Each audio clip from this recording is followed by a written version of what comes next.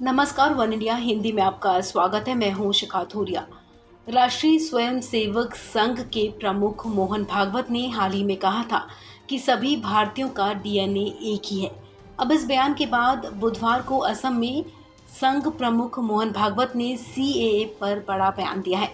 उन्होंने कहा कि नागरिकता संशोधन अधिनियम से किसी मुसलमान को कोई दिक्कत नहीं होगी।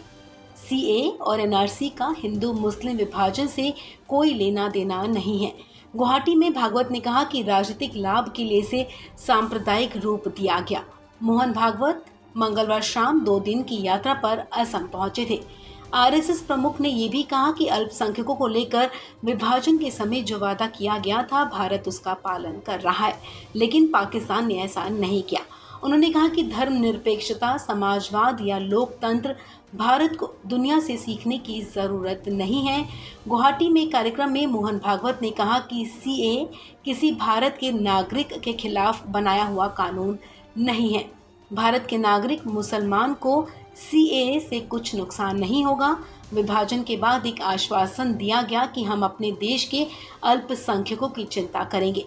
उन्होंने कहा कि हम आज तक उसका पालन कर रहे हैं, लेकिन पाकिस्तान ने ऐसा नहीं किया।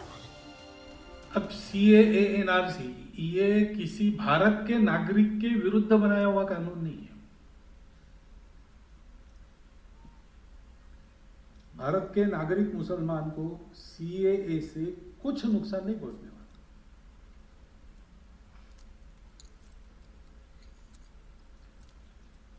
और विभाजन के बाद जो इतिहास हुआ है उसमें एक आश्वासन नेहरू लियाकत करार में दिया गया कि हम अपने देश की माइनॉरिटीज की चिंता करेंगे।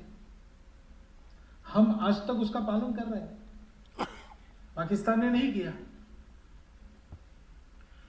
और इसलिए उस समय भी हमारे लोगों ने सोचा, उसके पहले कॉन्स्टिट्यूएंट असेंबली में भी सोचा कि सारी जनता अंग्रेजों को यहां से निकाल देने के लिए जो लड़ी वो इस कल्पना से कि पूरा भारत एक स्वतंत्र देश होगा। लेकिन आ गया विभाजन।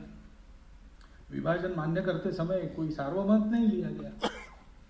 उस समय सार्वमत लेते विभाजन को मान्यता मिलती ही नहीं। लेकिन नेताओं ने निर्णय कर दिया, जनता ने उसको मान लिया। लड़े नहीं थे उसके लिए, फिर भी मान लिया।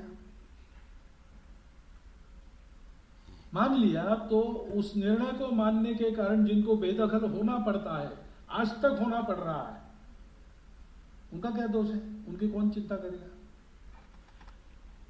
इसलिए उस समय के हमारे सभी लोगों ने कहा है, जैसे असम के उस समय के नेताओं ने कहा है, वैसे अन्य प्रदेशों के लोगों ने भी कहा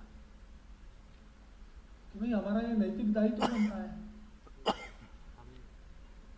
क्योंकि हम कभी ऐसा विचार नहीं करते कि जो हमारे जैसे और हमारे मानने वाले हैं वही जिए, जो नहीं है ऐसे उनका क्या होता है, जो भारत के वही जिए। अब पाकिस्तान में रह गए, अब वहां से दुर्दशा हो रही, होने दो, हमारा क्या, ऐसा नहीं है। हम तो वहां पर आपत्ति आती है तो भी सहायता भेजते हैं। आज भी हमारे जो प्रताड़ित होकर अंदर बंधु है उनकी तो बात छोड़ दो, वहां के वहां बसने वाले जो इधर नहीं आएंगे उनको भी अगर कोई आसमानी आपत्ति डराती है तो हमसे जो होती है सहायता हम करते हैं पड़ोसी देशों को, कितने बार की वहां भी करेंगे। और इसलिए वो एक वचन जो अभिवचन मिलते आ रहा है उसकी पूर्ति सीएए से होती है। जो प्रताड़ित होकर आते उनका नाम है उसमें, जो प्रताड़ित होकर नहीं आते उनका नाम नहीं है। एनआरसी का भी ऐसे ही है। प्रत्येक देश में होता है भाई, अपने देश में जो रहने वाले हैं उसमें अपने देश का नागरिक होता है। जानकारी की बात है ना, वीसा लेकर गेस्ट के नाते आए हैं और घूम फिर रहे हैं, कौन है? जहां बोल रहे हैं वहीं घूम फिर रहे कि नहीं, अता पता रखना ही पड़ता है। हर सरकार को रखना पड़ता है, दुनिया में हर सरकार को ये रखना ही पड़ता है।